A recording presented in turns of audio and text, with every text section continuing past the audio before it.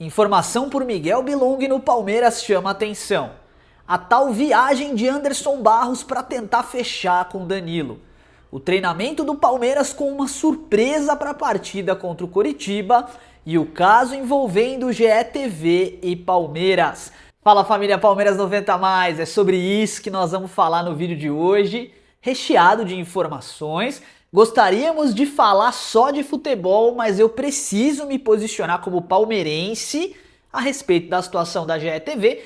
Então já senta o dedo no like, hype esse vídeo, se inscreve. Nós estamos próximos da meta de 40 mil inscritos. Estamos chegando lá, hein?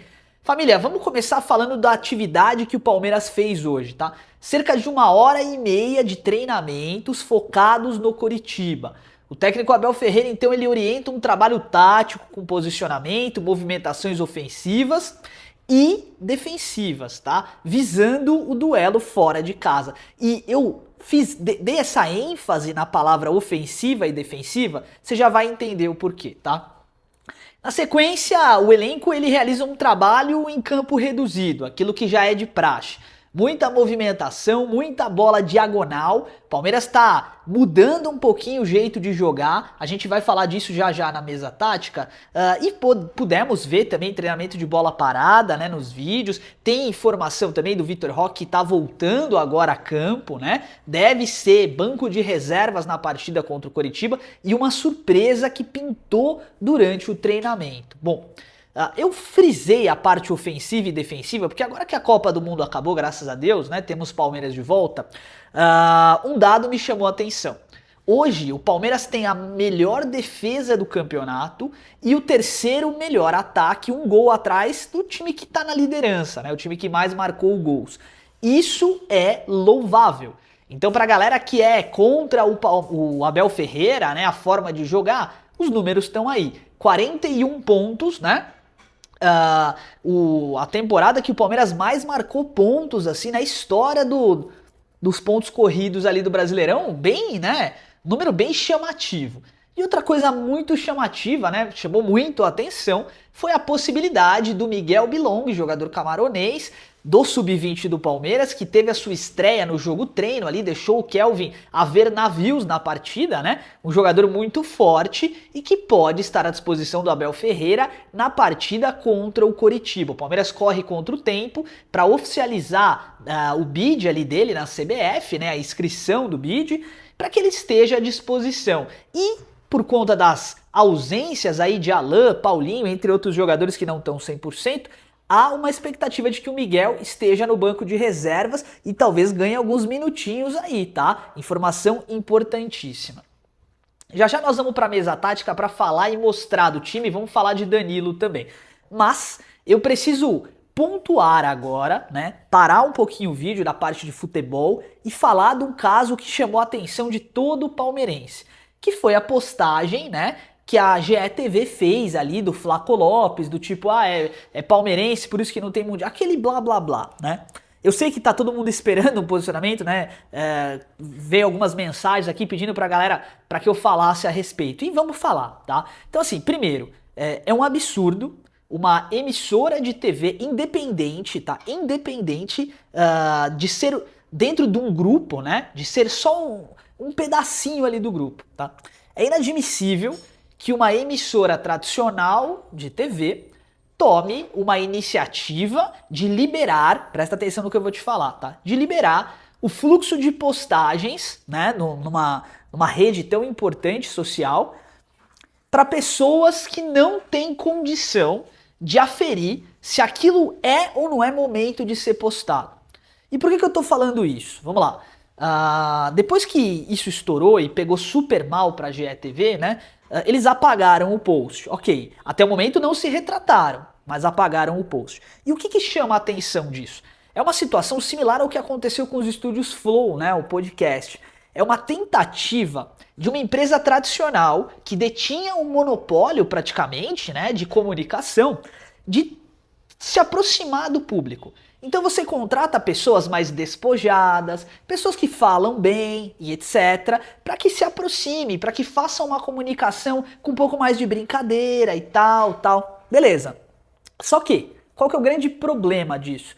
O problema é que se for uma pessoa que não tem condição de entender os impactos da sua fala, e aí eu volto a falar, por exemplo, do Studio Flow, o reflexo acontece, não tem o que fazer, tá? Então eu não acho que a culpa é da GETV como um todo ali. Porque, por exemplo, a gente tem o Boca. O Boca é um baita de um comentarista palmeirense, comunicador assim de primeira grandeza. E, cara, que responsabilidade esse cara tem, por exemplo, pelo que um estagiário ou sei lá, alguém postou na rede social? Nenhuma. Então a gente não pode também normalizar a crítica, e eu vi o Rick Covil falando isso hoje na live, concordo com ele, em cima da empresa.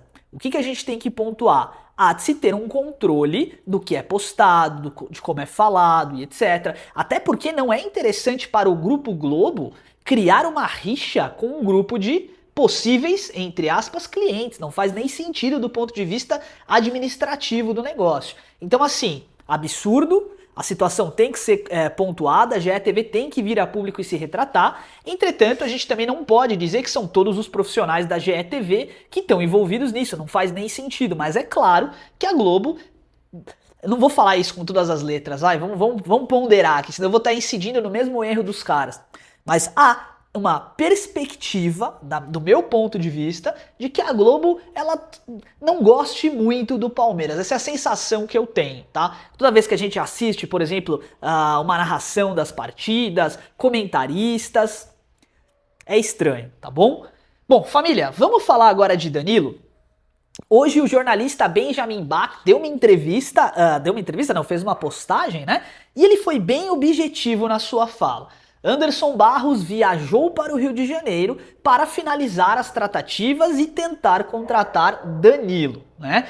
E aí eu trouxe esse assunto em pauta porque nós estamos acompanhando a situação do Danilo do começo até a hora que finalizar de fato, né? Vamos lá, Botafogo, você sabe que é 30 milhões de euros, parece que o Palmeiras acena com uma proposta de 25 mais 5 de bônus, etc. E aí o Botafogo usou aquela velha tática o tempo tá acabando, tá se esgotando, acelera. E o Palmeiras, por sua vez, se manteve tranquilo na negociação. Anderson Barros viaja hoje, o Danilo se apresentou, o Botafogo treinou numa boa, ele tá sendo profissional. A gente sabe o desejo dele e a expectativa que existe é de que o Palmeiras então suba a essa proposta, mas o Anderson Barros é um cara experiente, ele conhece os meandros do Botafogo, ele conhece os profissionais do outro lado da mesa de negociação. E aí, o que eu acho? Minha perspectiva, tá? Com base nos anos que eu tenho ali como profissional de negociação. O Palmeiras vai ser obrigado a subir a oferta. Não vai chegar nos 30, tá? E aí, se os caras querem 30 e o Palmeiras tá colocando 25, pode ter certeza que se o Palmeiras quiser fechar, vai ter que subir para 27, 28 mais bônus. Eu acho que o Palmeiras vai fazer esse movimento, tá? Grande possibilidade do Palmeiras fazer esse movimento e de fato aí, se Deus quiser fechar com o Danilo, encerrar a janela de transferências, porque vai ser isso, aí é só quem vai sair, né, que o Palmeiras vai determinar. E eu tenho uma novidade aí a respeito do Maurício, viu, gente? Porque, querendo ou não, ele deve jogar nessa partida contra o Coritiba. E se o Palmeiras tem a expectativa de vendê-lo, não faz nem tanto sentido deixar o jogador atuar por muitos minutos, porque ele pode acabar se lesionando, né? Há um risco ali. Não sei. Vamos falar sobre isso já já na nossa mesa tática. Vem comigo. Então o time que foi esboçado pelo Abel Ferreira foi esse aqui, com Carlos Miguel no gol, Murilo, Gomes, Gia e Arthur, Marlon Freitas, e aqui vem a surpresa, Lucas Evangelista, tá? Então nós provavelmente estamos acertando quando dissemos que há uma grande oportunidade para que o Andréas Pereira flutue como esse camisa 10, que é onde o Abel quer que ele jogue. Hoje, a seleção brasileira não tem um meia armador. Você pode falar do Lucas Paquetá, eu respeito a sua opinião, mas para mim não é um jogador de seleção brasileira. O Andréas Pereira não tem concorrência nessa área do campo. Se ele adequar o seu jogo para jogar como um 10, esquecer um pouco a marcação e pensar mais em vir com essa bola de frente e não de costas, para poder armar o jogo, é por isso que o Danilo é tão importante, já vamos falar disso. Bom, Maurício na esquerda, Arias na direita e o Ramon Sosa. Então esse deve ser o time que começa a partida contra o Coritiba, ao menos, não estou cravando aqui não, tá? Mas ao menos é o que o Abel esboçou em treinamento. E aí o que a gente tem aqui? O que a gente pode compreender desse time, né? É um time que pode tanto recuar as linhas aqui, né? E aí o John Arias faz uma dupla de ataque com o Sosa, o Maurício vira o armador. e a gente tem uma linha aqui reforçada na marcação, né, com o Andrés flutuando nessa faixa do campo, como pode ser extremamente ofensivo o Andrés de 10, desculpa, o Evangelista de 8, o Marlon trocando com o Evangelista o jogo inteiro, né, hora de 5, hora de 8, ali eles vão mesclar. E aí o Andreas Pereira trocando com o Maurício, hora abrindo para a ala, o Maurício voltando para buscar uma bola de fora da área, tentar uma finalização. E o Ramon Sosa, você já sabe. O objetivo da escalação do Ramon Sosa é bem lógico, né? Atacar espaços. Em ambas as extremidades, o Ramon Sosa é muito veloz, jogou pouco na Copa do Mundo, tá descansado, tá treinando bem e tem velocidade para atacar a defesa do Coritiba. O costado da defesa do Coritiba, que joga geralmente mais ou menos por aqui, tá? É uma defesa que joga mais retrancada mesmo. Então o que vai acabar acontecendo? A dupla de zagueiros aqui, né? Se eles jogarem com 2 zagueiros, porque há uma possibilidade que joguem com 3, mas enfim. Os 2 laterais, então o time bem retrancado. E aí o Sosa vai atacar esse espaço com o Maurício e o John Arias aí flutuando como literalmente 2 meia atacantes. E o Andreas Pereira vindo com a bola de frente para poder armar o jogo. Marlon Freitas, muito importante, tá? Porque ele pode encontrar uma bola ali longa, né? Para o Ramon Sosa poder brigar por ela. E olha que interessante. Dá uma olhada nesse time aqui no 3D. Olha como a linha de defesa dos caras ela fica bem postada. E aí o Maurício, o John Arias e o Andreas Pereira, eles vão ser realmente ali os jogadores de criação do Palmeiras. O Arias, pela primeira vez, pode jogar na direita, segunda vez, né? Pode jogar na ponta direita, onde ele tem mais espaço para flutuar. Eu gosto desse time também, tá? Eu gosto dessa possibilidade aqui do Evangelista ser esse jogador com o perfil Danilo. Até porque isso pode ser um teste, tá? O Abel pode estar até testando o Evangelista porque tem uma característica parecida. Não é igual, obviamente, né? O Danilo é um jogador muito mais técnico do meu ponto de vista, mas mais ou menos isso aí. A nossa lateral com Gia e Arthur, Gustavo Gomes e Murilo. Então há uma perspectiva grande, tá? De que o Palmeiras flutue com esse time aqui. Maurício e Andreas vão trocar de posição o tempo inteiro. Andreas Pereira, pra mim, o cérebro desse time que vai jogar sem o seu principal atacante, que é o Flaco Lopes. E eu quero aproveitar essa segunda parte do vídeo aqui para agradecer vocês, como a gente sempre faz, e para dizer, gente, que é o seguinte, ó. Atenção, tá? O Palmeiras não está parado no mercado.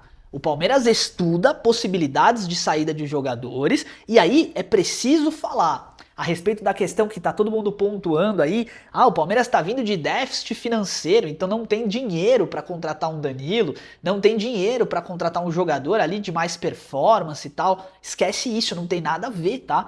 Entendam uma coisa, um cenário é o déficit mensal ou superávit mensal referente ao mês, tá? O mês do Palmeiras teve um déficit em maio porque o Palmeiras tinha a previsão de vender jogadores que não vendeu. É só isso.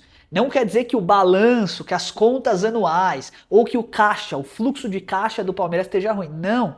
Fluxo de caixa é o dinheiro que está em caixa agora, para que seja cumprida a vida vegetativa do clube. Exemplo. Palmeiras tem nutricionista, tem que comprar comida, tem que pagar salário de jogador, salário de funcionário, tem que comprar produto de limpeza, tem que comprar bola de futebol para treinar. Tudo isso é fluxo de caixa, sai dali do caixa na hora, é o gasto da hora do Palmeiras ali, né? E o superávit ou déficit, ele refere-se a toda a operação do mês. Exemplo, o Palmeiras em maio, né, que foi o fechamento que teve, o Palmeiras em maio teve bilheteria, isso entra como receita, mas teve custo. E aí tem custo de compra de jogadores parcelada, entre uma série de outras coisas. Tem o custo de John Arias, que foi contratado, é natural. Agora, se o Palmeiras vender uma cria da academia, o balanço já volta ao normal. Então fica tranquilo, tem premiação ainda que vai entrar, se o Palmeiras for campeão de algum título esse ano, né, conquistar algum título, tem uma série de coisas que o Palmeiras ainda vai colocar. Então o balanço patrimonial do ano vai indicar um superávit, é certeza, independente do Danilo vir ou não, tá? E aí, é claro, o Palmeiras pode vender o Maurício, a gente estava falando que ele vai estar escalado, tá, os 128 milhões, teoricamente o Palmeiras não recebe essa grana à vista, né? Mas já amortiza nas contas do clube e o Palmeiras tem muito bem definido uma linha de sucessão de crias da academia. Se vender um Eduardo Conceição, por exemplo, já estoura, porque a meta é 400 milhões de reais em receita com venda de jogadores. E o Palmeiras, só o Eduardo Conceição deve valer 300, então ficaria muito próximo. Eu quero deixar o meu muito obrigado.